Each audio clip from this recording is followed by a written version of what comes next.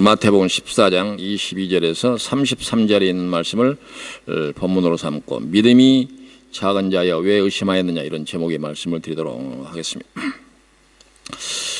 오늘 우리가 3.1절 100주년 기념 예배로 드리고 있습니다. 오늘이 3월 3일인데 이틀 전이 3.1절이었죠.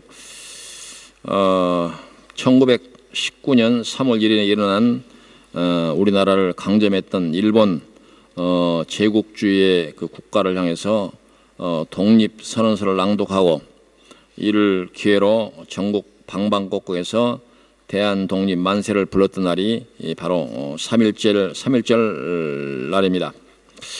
저는 이 오늘 주일을 위해서 이 말씀을 준비하면서 이렇게 기도했습니다.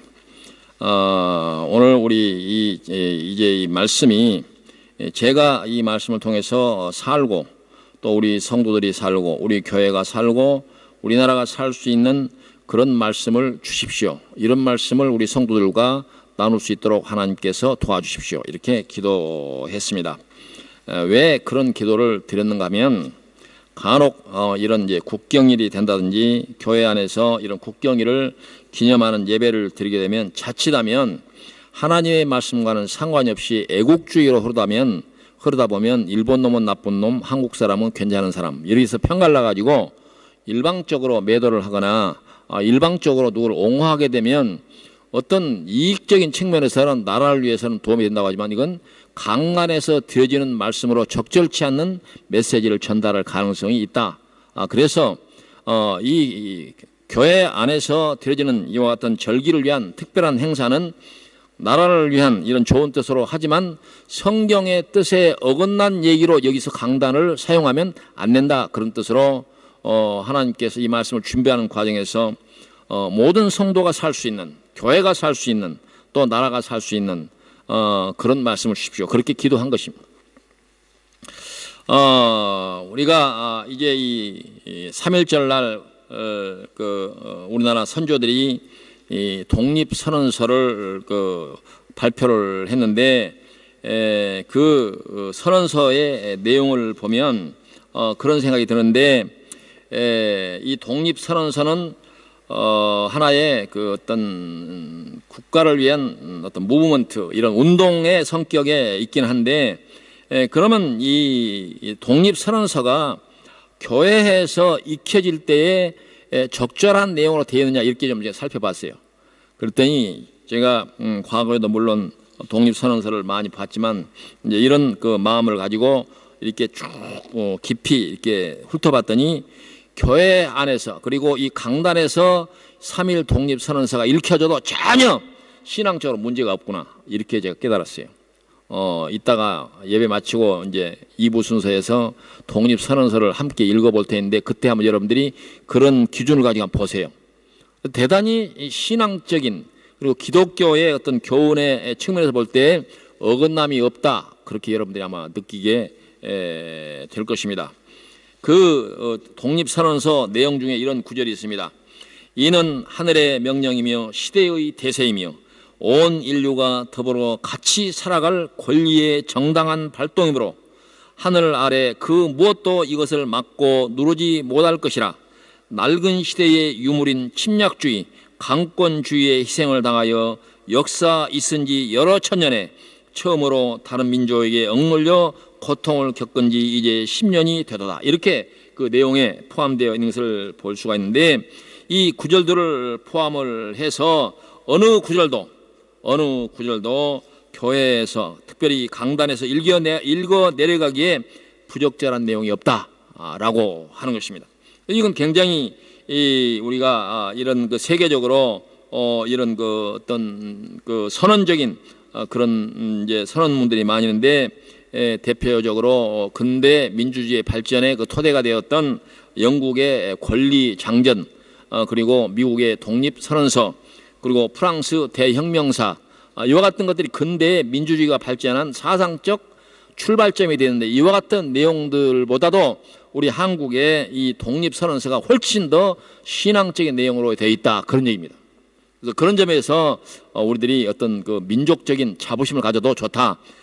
그런 말씀을 드리고 싶습니다. 그래서 이 독립선언서를 읽거나 들으면 한편의 설교를 듣는 것 같은 그런 감동이 몰려옵니다.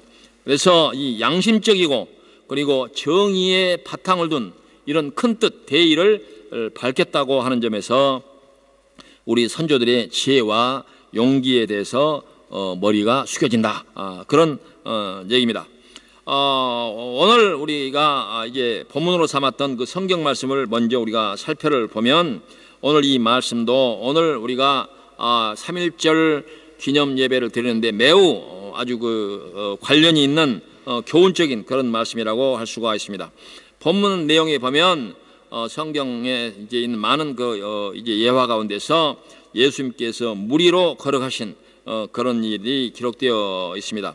이 말씀을 결론부터 말씀을 드리면, 예수님께서 물 위로 걸어가시는 그 일과, 그리고 이제 베드로가 예수님이 나도 좀 걷게 해주십시오 해서 걸어라 했을 때 걸었던 그런 내용들을 보면, 이 내용들이 결과적으로 무엇을 얘기하려고 하는 것이냐라고 하는 것은, 예수님은 물 위로도 걸어갈 수가 있어. 그리고 사람들에게 물 위로도 걸어갈 수 있는 그런 능력이 있어. 그걸 얘기하려고 하는 것이 아니라, 결국 진정으로 하고 싶은 얘기는 예수님은 하나님이다라고 하는 것을 얘기하는 거예요. 하나님이다. 그래서 하나님이다. 내가 바로 하나님이다. 그 말은 뭘 말합니까? 이 세상에 너희들이 인간이기 때문에 할 수 없는 어떤 것도 하나님은 할 수 있어. 이걸 보여주는 거예요. 왜 그러냐? 그건 너희들이 예수님은 믿어도 될 만한 분이야. 이걸 보여주는 거죠. 그래서 성경이 우리에게 핵심적으로 가르치는 내용은 예수님께서 곧 하나님이시다, 하나님의 아들이시다 라고 하는 것을 알려주는 것입니다. 그래서 본문 이와 같은 그 내용들의 결론부에 가서 본문 33절에 보면, 배에 있는 사람들이, 그걸 목격했던 배에 있는 사람들이 예수께어 절하며 이르되 진실로 하나님의 아들이로소이다, 이렇게. 이것은 결국 신앙 고백입니다. 그와 같은 사실 보고 당신이야말로 하나님의 아들이시군요, 이렇게 고백을 했다. 그래서 우리도 동일한 신앙 고백에 이르러야 된다라고 하는 것이 오늘 말씀을 주신 하나님의 뜻이다라고 하는 것입니다. 이제 32절에 보니까 배에 함께 오름에 바람이 그치는지라, 이런 기록이 있고, 그리고 오늘 본문에 포함되어 있지는 않지만은 마태복음 8장에도 비슷한 그런 기록이 있는데, 거기에 바다에 큰 놀이 일어나 배가 물결에 덮이게 되었을 때 예수께서는 주무시는지라 제자들이 나와 깨우며 이르되 주여 구원하소서, 우리가 죽겠나이다. 예수께서 이르시되 어찌하여 무서워하느냐, 믿음이 적은 자들아 하시고 곧 일어나사 바람과 바다를 꾸짖으시니 아주 잔잔하게 되거늘 그 사람들이 놀랍게 여겨 이르되 이 이가 어떠한 사람이기에 바람과 바다도 순종하는가 하더라 하신 말씀이 있습니다. 상황과 이제 장소는 약간 다르긴 하지만 결국 같은 얘기라고 할 수가 있는데, 결국 여기에서 이가 누구이기에 바람과 바다가 순종하는가 하느라 라고 하는 말은 오늘 본문에 있는 말씀을 포함해서 제자들이 예수님이야말로 하나님의 아들이요 곧 하나님이라고 하는 사실을 고백하는 말이다, 그런 말입니다. 그래서 오늘 본문 31절에서 예수께서 즉시 손을 내밀어 그를 붙잡아 이르시며 믿음이 적은 자여 왜 의심하였느냐 라고 하시는 그 말씀도 무슨 말씀이냐면은, 내가 하나님이라고 하는 사실을 왜 의심하느냐, 그런 얘기입니다. 너희가 내가 하나님이라고 하는 사실을 믿는다 하면 바다 풍랑이 있는 것을 염려할 필요가 있느냐, 이게 물결이 겁이 나서 빠져 들어간 것을 걱정할 필요가 있냐. 이 세상에 어떠한 일도 너희가 예수를 하나님으로 인정한다고 하면 모든 문제가 다 해결된다라고 하는 것을 우리에게 가르치는 그런 내용이라고 할 수가 있습니다. 예수님이야말로 진정으로 하나님이라고 하는 사실을 고백해야 된다, 그런 얘기입니다. 마태복음 17장 20절에 보면 진실로 너희에게 이르노니 만일 너희에게 믿음이 겨자씨 하나만큼만 있어도, 겨자씨라고 하는 이 세상의 모든 씨앗 가운데 가장 작은 씨를 얘기하는 것입니다.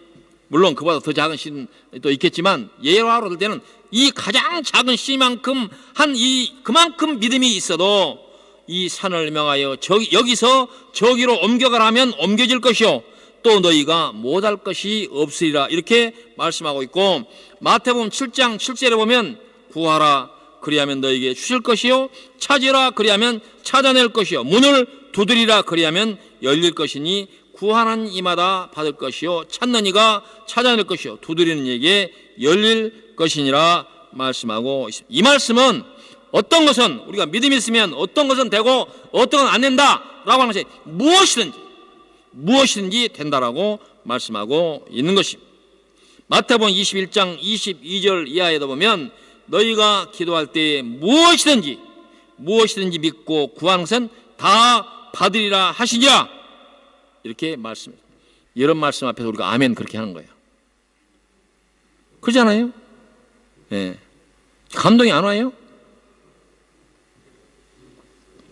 우리에게 믿음이 얼마나 중요한 것인가, 우리의 믿음이 얼마나 중요한 것인가, 그것은 우리가 불가능하다고 믿는 모든 것들을 이루시는 하나님의 능력이 되고 그리고 하나님의 약속이 되기 때문에 이 믿음은 우리의 인생에서 가장 중요한 신앙의 덕목이 되는 것이다 라고 하는 것이고, 그리고 이 믿음의 출발은 바로 예수님은 하나님이시라고 하는 사실을 인정하고 고백하는 데서부터 출발하는 것이다 라고 하는 거예요.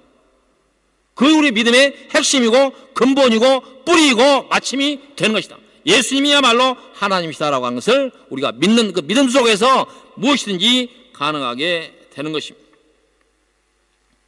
저는 이 독립선언서를 살펴보면서 독립운동에 앞장선 그 애국자들이 믿음이 있었다 그렇게 이제 생각이 되었습니다.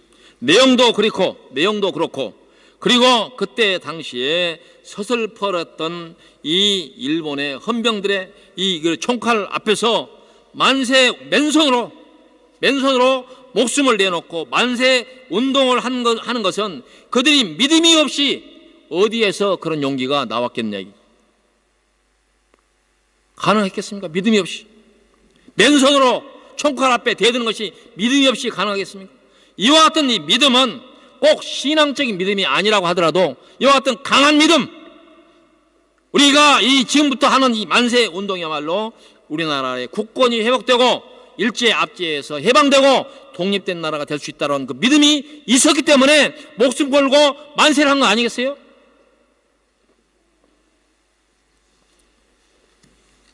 그러한 행동, 그런 용기가 어디서 나왔겠는가? 그것은 결국 믿음에서 나온 것이다 라고 하는 것입니다.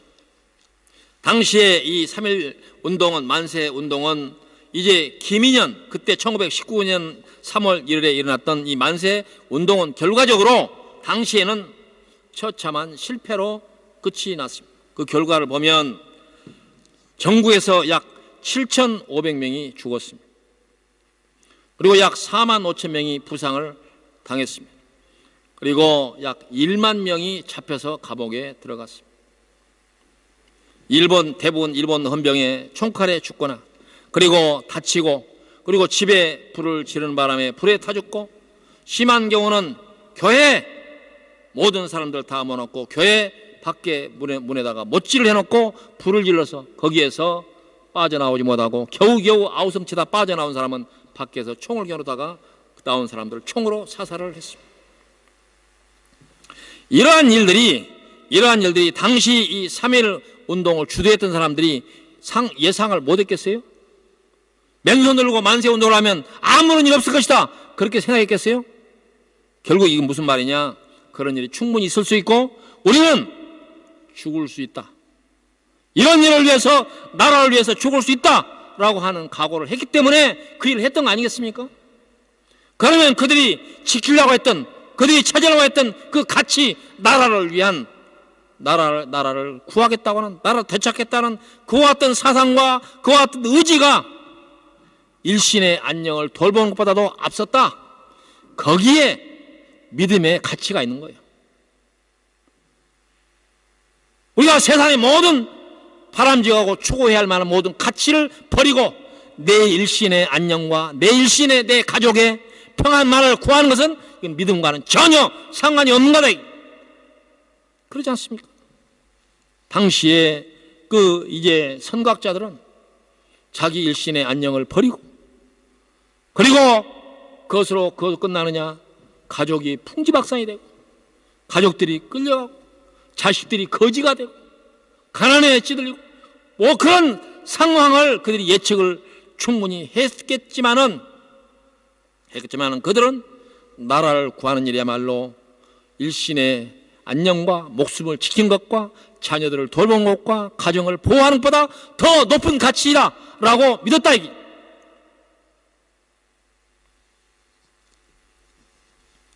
믿음이 있는 사람과 믿음이 없는 사람의 차이는 평상시에는 구분이 안 되지만 위기가 왔을 때, 그리고 가장 높은 수준의 두려운 일이 앞에 있을 때 나타나게 되는 것입니다. 평상시에 시원찮은 믿음 가진 사람들이 위기 때 어떤 태도를 보일까요? 아마 다 도망갈 거예요. 다 돌 거예요. 당시에 이 3.1운동을 주도했던 사람들이 믿음이 있었다, 그렇게 믿을 만한 그런 근거가 있는데, 그건 이 당시 민족 대표였던 33인 중에서 기독교인이 16명이었습니다. 그리고 나머지가 이제 다른 그 천도교하고 불교 사람들이고 이런 사람들이 있었는데, 이 숫자의 문제가 아니라 이 3.1운동의 모든 준비의 과정을 기독교인들이 주도를 했습니다.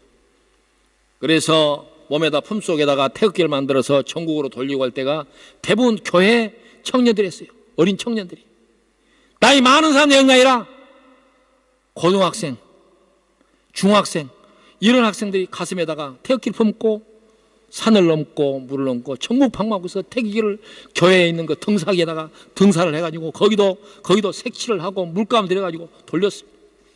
그래서 부득불 그때 당시에는 교회가 그런 역할을 할 수밖에 없는 그런 상황이었지만 믿음의 뿌리를 둔 성학자들이 그 일에 앞장섰다라고 하는 것을 알 수가 있습니다. 그리고 기독교인 대표 16명 중에서 10명이 목사입니다. 2명이 장로입니다. 4명이 평신도였어요. 4명의 평신도도 대부분 그때 당시에 기독교 계통의 병원이란다든지 이런 데서 일하던 사람들.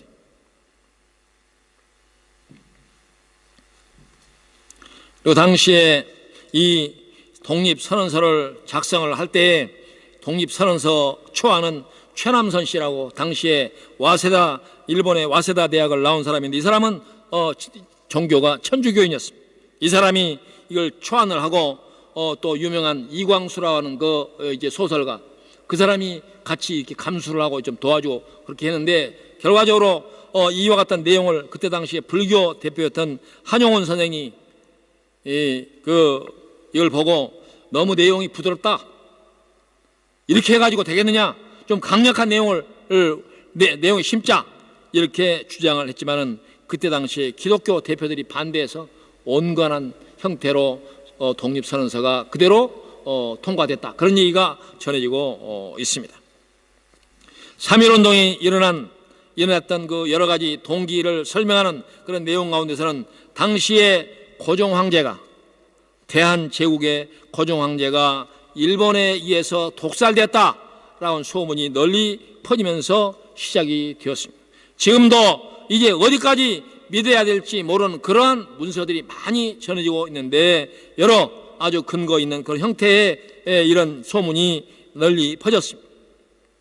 그래서 3.1운동은 고종황제가 이제 서거를 했기 때문에 거기에 분노에 찬 국민들이 일어났다, 그래서 시작됐다, 그런 얘기도 있지만, 그러나 이 3.1 운동보다도 이 고종황제가 서거하기보다도 한 달 전에 그때가 이제 2월 8일쯤에 동경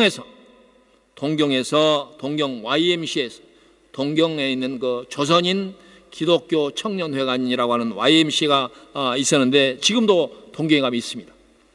그래서 거기에 일본에 갔던 유학생들 약 600명이 모여가지고 거기에서 3.1이 아니라 28 독립선언서라고 하는 것을 거기에서 낭독을 했던 일이 있습니다.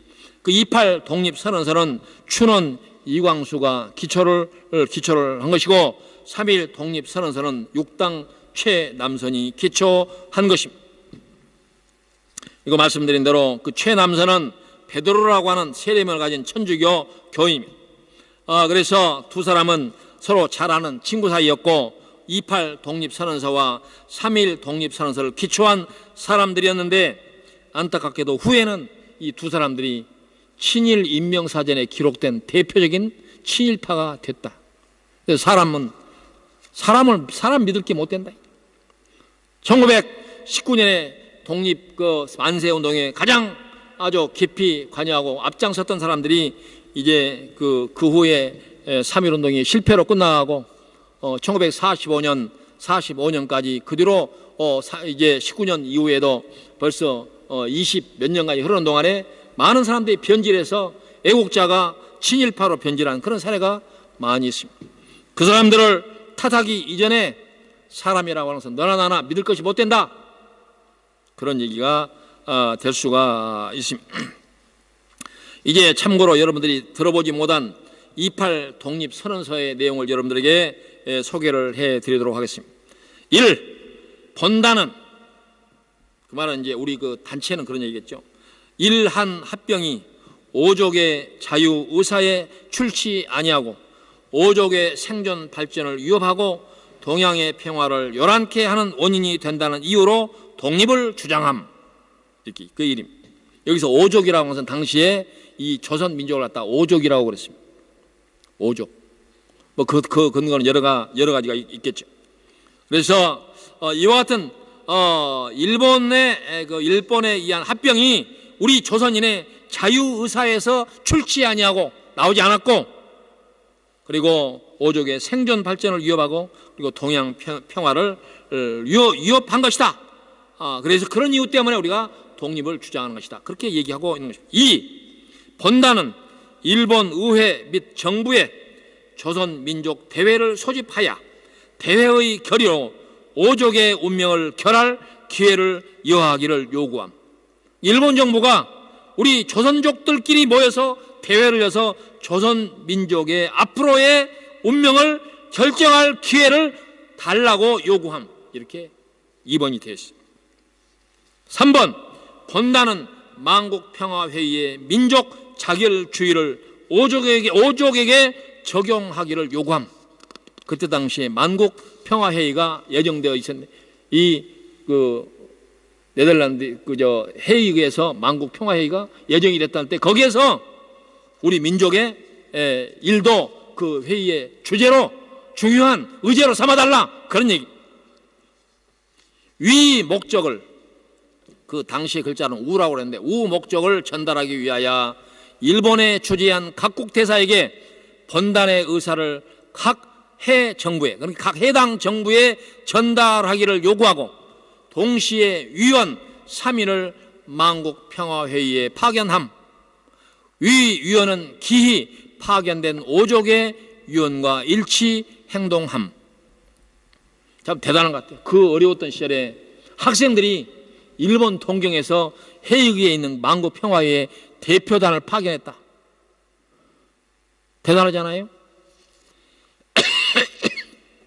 지금처럼 비행기 타면 훌쩍 날아오던 시대가 아니고, 그때 만약에 왔으면 블라디보스토크로 건너가지고 기차를 타고 몇 달 며칠을 건너서 이렇게 돌아가지고 이렇게 왔던 그런 시대입니다.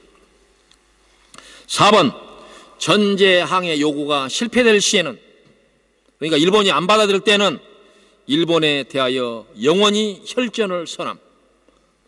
피를 흘려서 전쟁을 하겠다고 선전포고를 하겠다, 이런 얘기예요. 대단하잖아요. 가진 것이 없는 손발만 있는 사람들이 차로서 발생하는 모든 참화는 오족이 기책을 임치 아니함. 그러니까 이 책임은 우리 조선인에게 책임이 없고 너희들에게 책임이 있다, 그런 얘기. 내용이 간단하겠지만 정말 내용이 아주 기가 막힌 내용으로 되어 있습니다. 요즘 대학생들한테 나라를 위해서 이런 글 한번 지어보라고 하면 지을 수 있을까요? 너무 무시했나요? 정신이 문제라고 생각이 됩니다. 이 동경에서 일어난 28 독립만세 운동으로 많은 학생들이 잡혀가고 투옥이 되었습니다. 그리고 이 28 독립선언서가 나오기 전 좀 전에 또 이 만주에서 독립선언서가 나오는데, 만주 독립선언서를 무오 독립선언서다, 이렇게 부릅니다.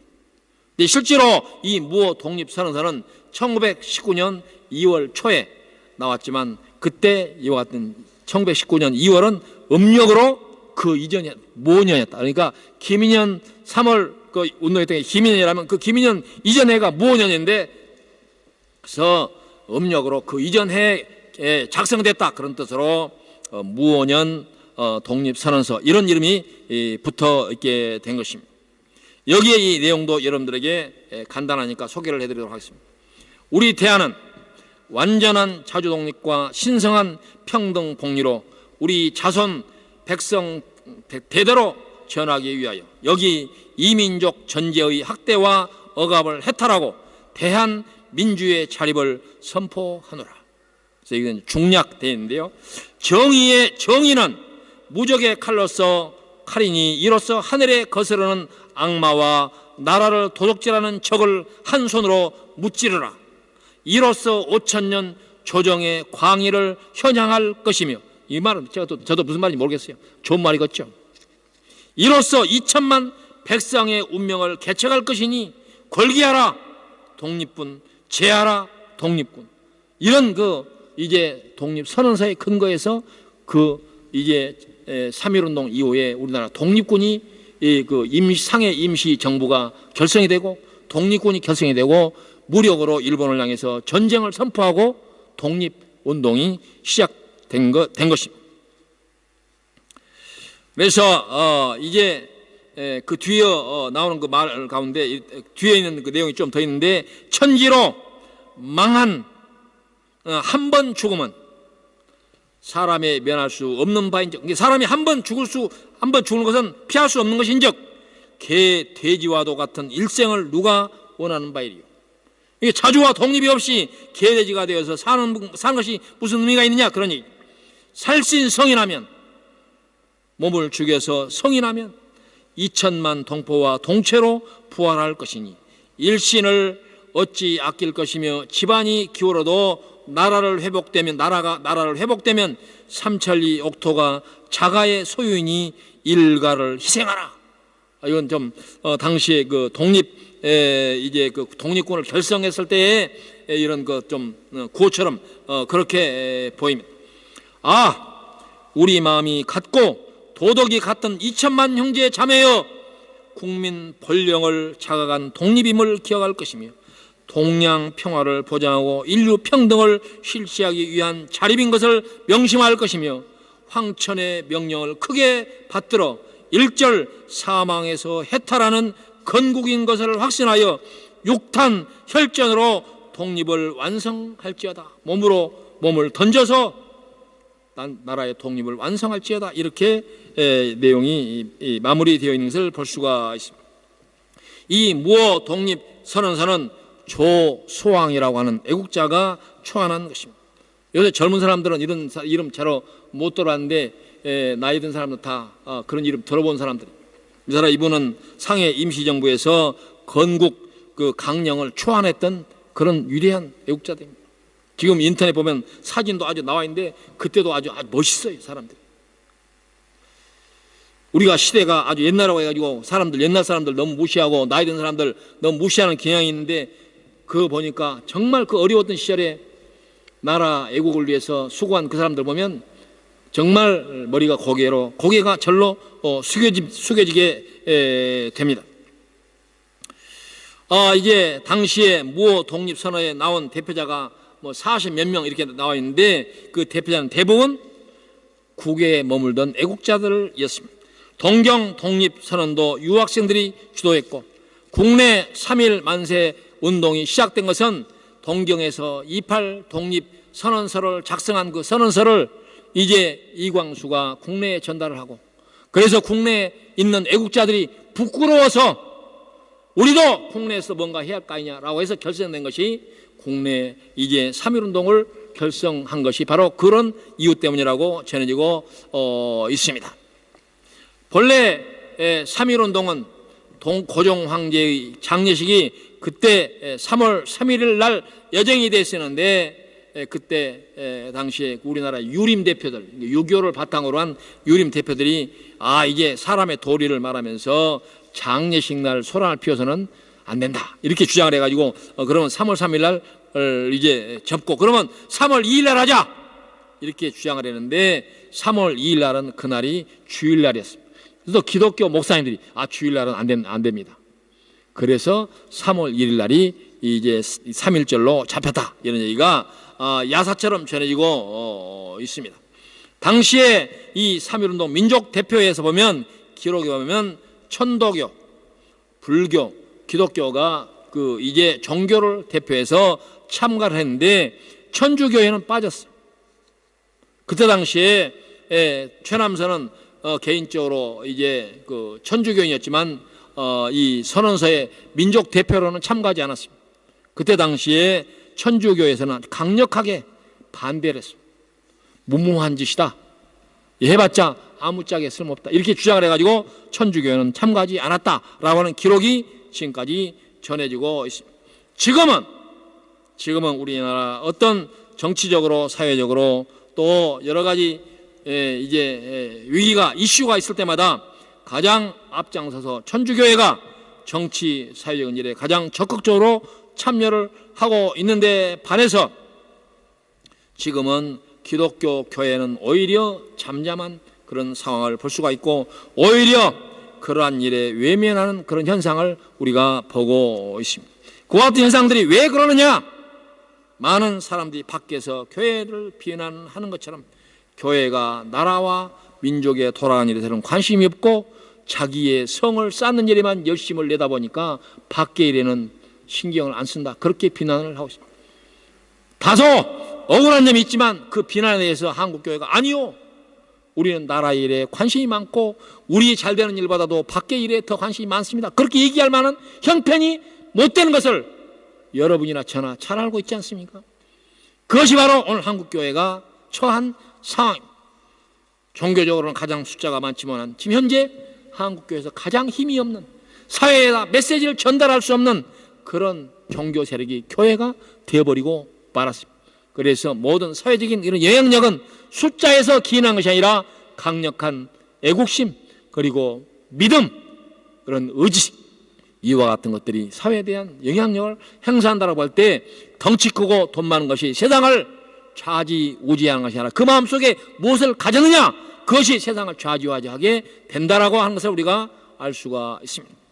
우리가 오늘날 경제 성장을 자랑하지만 지나치게 물신주의 이 황금문동주의가 팽배한 나머지 사회적 가치 나라를 위한 애국심 이와 같은 정신적 가치는 중요하게 여겨지지 않는 그런 시대를 살고 있고 돈이 장땡이다. 돈이 최고다. 돈이 있으면 다 된다.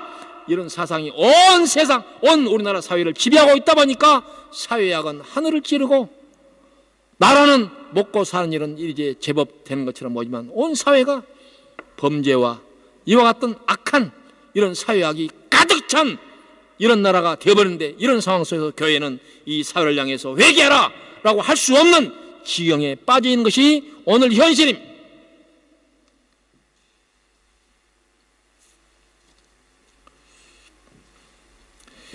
당시 3.1절 당시 얘기를 좀 더 해보면 그때 민족 대표라고 뽑힌 33인이 당시에 지금 그 파고다 공원이라 일컬어지는 이제 그곳에서 그때는 탑골 공원이라고 그랬는데 거기에서 3월 1일 날 오후 2시에 모여서 독립선언서를 낭독하고 그때 민족 대표가 손병희 선생이었는데 그 손병희 선생은 천도교인인데 그 양반이 무슨 앞장서서 제대로 할 만한 그런 분이 아니기 때문에 그 33인 중에서 나이가 제일 많아서 앞장섰다 그런 얘기가 전해지고 있습니다. 근데 문제는 이 약속을 했던 민족 대표 33인이 이 탑골공원에 시간이 약속된 시간대로 나타나질 않았어요.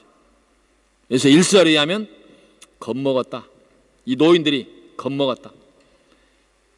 그래가지고 이 사람들이 탑골공원에 나타나지 않고 당시에 요리집 태화관이라고 하는 유명한 요리집이 있었는데 요리집에 모여가지고 거기에 몇 사람끼리 모여서 자기들이 독립선언서를 읽고 그 즉시에서 손병희 선생이 일본 총독부 헌병한테 전화를 따르릉 해가지고 우리가 이런 일을 발표를 했습니다. 우리 잡아가세요. 와가지고 거기에서 전부가 거기에 몇 사람은 또 늦게 도착해가지고 함께 잡혀간 일에서 면한 사람도 있는데 다 그 자리에서 잡혀가가지고 이 33인 중에서 아무도 총칼에 의해서 죽은 사람이 없습니다. 그럼에도 불구하고 역사는 이 33인이 3.1운동의 대표처럼 전해지고 있습니다. 실제로 탑골 공원에서 이 독립선언서를 선언하고 읽은 사람은 누구였느냐? 그때 33인이 약속 시간에도 나타나지 않으니까 거기에 모여있던 그 약속을 믿고 이게 4.8 통신을 통해 가지고 모여있던 많은 학생들, 시민들이 우왕좌왕 도대체 어떻게 된 거냐? 33인 대표는 어디 갔냐? 그래서 거기에 참석했던 경신학교, 지금으로 우리나라의 그 경신이 기독교 계통의 학교인데요. 경신 그 중고등학교 지금 있잖아요. 그 학교의 전신임. 그리고 거기에 출신 정재용이 그 탑골 공원에 가면 지금도 있잖아요. 팔각정 위에 올라가서 그 독립선언서를 낭독을 했습니다. 학생이. 그때 당시에 고등학생은 보통 학교라 그래 좀 나이가 좀 듣기 들었지만 기껏해야 나이 20대 전후 학생입니다. 노인들이 겁이 나가지고 태화관에 모였을 때 젊은 학생이 거기에서 3.1 독립선언서를 읽고 그리고 보성 법률 상업고등학교 학생 강기덕, 지금으로 말하면 고려대학교 전신임 그 학생 강기덕, 연희 전문학교 김원벽, 그리고 한위건이라는 그때 당시에 정확하게는 모르겠는데 어떤 그 정치적 그런 결사 단체 같아요. 거기에 이제 대표들이 이 33인이 어디 있는가? 라고 찾아 나서고 했지만 결국 거기에서는 33인의 얼굴을 볼 수가 없었습니다. 이것이 3.1 운동의 비사입니다. 그 자리에 이 거사 그날에 서로 3.3.5 이렇게 서로 모였던 학생들이 1000여 명이었고 그리고 거기에 많은 시민들이 모여 있었는데 바로 경신학교 정재용이 독립선언서를 낭독하자 그 순간을 기점으로 해가지고 만세 소리가 울려 퍼지고 그리고 들고 왔던 가슴속에 품었던 태극기를 꺼내서 흔들기 시작하면서 그때 모든 사람들이 이 만세를 외치고 그리고 그때 거기에는 학생들이 많이 모였는데 옛날에 학생들이 모자를 썼잖아요. 까만 모자. 그 모자를 하늘로 던지면서 허공에 던지면서 미친 듯이 뛰면서 대한독립 만세를 불렀다라고 하는 것입니다. 그래서 그 이 성안과 지방의 백성들도 그것을 신호탄으로 해가지고 합세해서 수십만의 군중이 참여하였다라고 되어 있고 그리고 우리가 잘 아는 대로 소녀 16세 유관순이 바로 이화여전 그 이 학생이 주동이 돼서 이 태극기를 만들어 가지고서 교회 이제 루트를 통해 전국 방방곡곡에 돌렸던 그 태극기를 들고 시장마다 마을마다 사람이 모이는 거 공회마다 또 뭐 저기 뭐 그 산성 고향의 뭐 행주산성 거기 이런 데도 모여가지고 전국에 있는 크고 작은 고을마다 많은 사람들이 나와서 만세 운동을 일으켰습니다. 그래서 그 결과 약 1만 명이 투옥이 되었고 약 7,500명이 사살이 되었고 4만 5천 명이 부상을 당했고 수천 채의 집이 불탔고 교회가 불이 탔습니다. 암울한 시대 이 어린 학생들이 나라를 위해서 이와 같이 용기를 가지고 일어섰던 데 성것을 보면 그때나 지금이나 나이 든 사람으로서 부끄러워하지 않을 수가 없습니다. 지금에도 점점 보면 젊은 사람들이 나라를 위해서 외치는 그 외침을 나이가 많은 사람들이 젊은 사람들이 뭘 알아? 그렇게 말하는데 저는 종종 여기에 가이드할 때마다 노인들을 데리고 저기 국회의사당 앞에 세워놓고 나이 든 사람들이 뭘 알아요? 젊은 사람들의 앞길을 왜 막아요? 젊은 사람들 멍청하다고 그러지 말라고 젊은 사람들 앞길을 막지 말라고 제가 그렇게 외쳤습니다. 잘했지요? 어떤 사람이 그러더라 여행 왔다가 꾸중 듣는 기분이 든대요. 그러더라 꾸중 들으라고 하는 얘기라고 여기서 가이드 하는 분들도 여러 좋은 역할을 하면서도 한국에 온 사람들한테 가끔은 그런 얘기를 좀 하기를 바랍니다. 그냥 구경만 하지 말고 이 덴마크의 여러 배울 만한 이와 같은 것들은 좀 배우고 가세요. 그렇게 얘기할 수 있으면 좋겠습니다. 당시에 이제 그 무호 독립선언서나 그리고 28 독립선언서를 작성하고 발표했던 사람들이나 또 국내에서 3.1운동을 주도했던 사람들이 대부분 해외에 있는 사람들이 주도를 하기 시작했습니다. 그건 결과적으로 해외에 있는 사람들이 비교적 자유롭게 국제적인 그런 흐름, 세계적인 흐름에 대해서 알고 있었고 들었기 때문에 이제 그와 같은 역할을 했다고 보는데, 듣기만 하고 아무 일도 안 하게 되면 그것이 어떤 좋은 영향을 발휘했겠습니까? 우리 덴마크 한인교회 성도들은 어떤 이유로든 지금 세계에서 가장 행복하고 가장 정직한 나라에 있는데, 여러분들이 사는 그 자체가 메시지가 되어서 어디든지 가면 그런 얘기를 해야 됩니다. 여러분들의 몸으로든 입으로든 글로든 그걸 해야 돼요. 그래야 이 좋은 나라에 산 보람이 있고 그 사명을 감당하는 것이 아닙니까? 우리만 너무 좋아, 덴마크 공기 너무 좋아, 그건 자기의 사명을 다하지 못하는 거예요. 덴마크 한인교회 성도들의 책임과 사명이 있다면 그 사명이 있는 것을 여러분들이 명심하기를 바랍니다.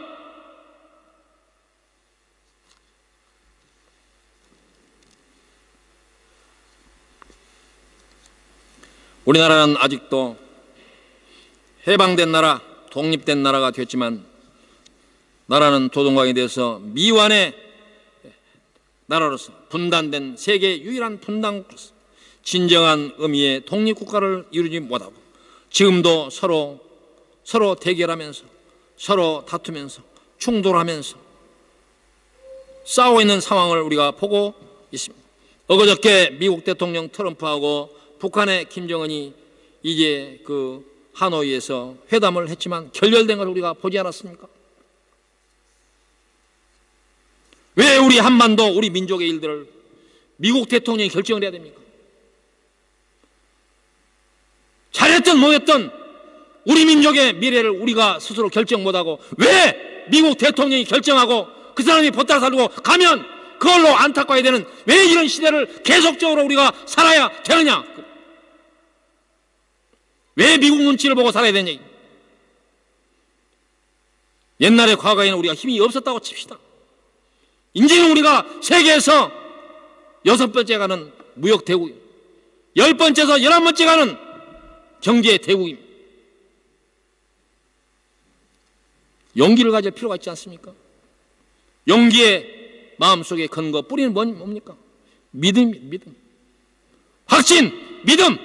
죽음을 두려워하지 않는 이 믿음, 확신, 이것이면 미국도 중국도 어떠한 악의 세력도 물리칠 수가 있다, 그런 말.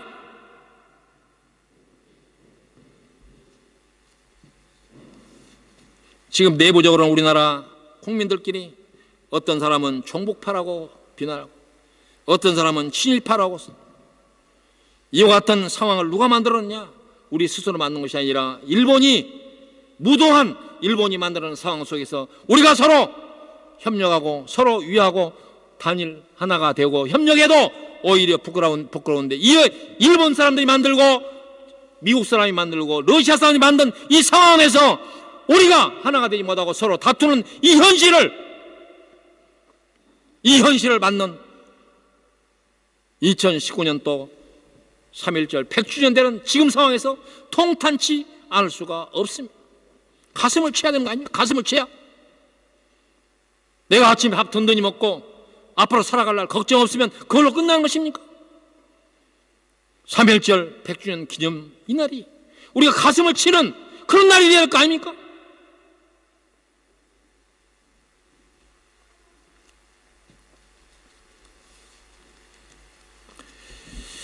오늘 성경 말씀이 주는 교훈 가운데서 무리를 걸으신 예수님께서 내가 하나님이라고 보여주신 것은 뭐냐? 하나님을 믿는 사람에게 능치 못할 것이 없다라고 하는 사실을 우리에게 교훈하고 있는 것입니다.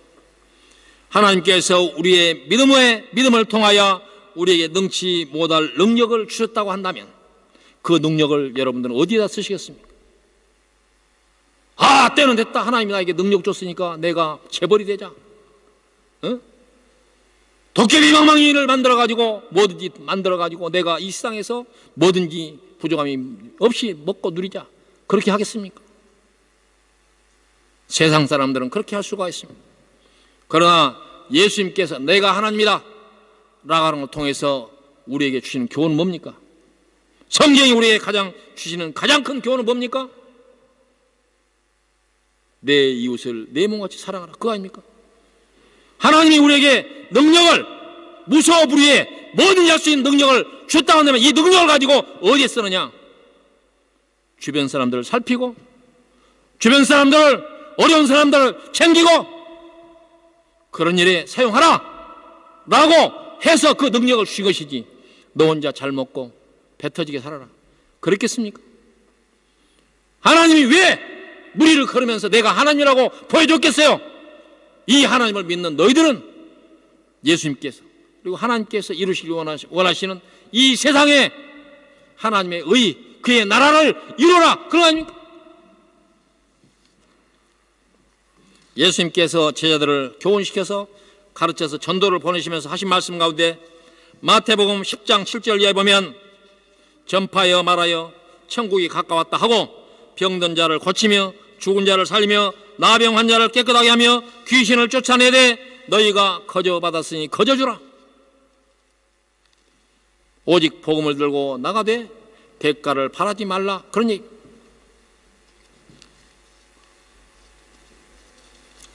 에베소서 6장 12절에 보면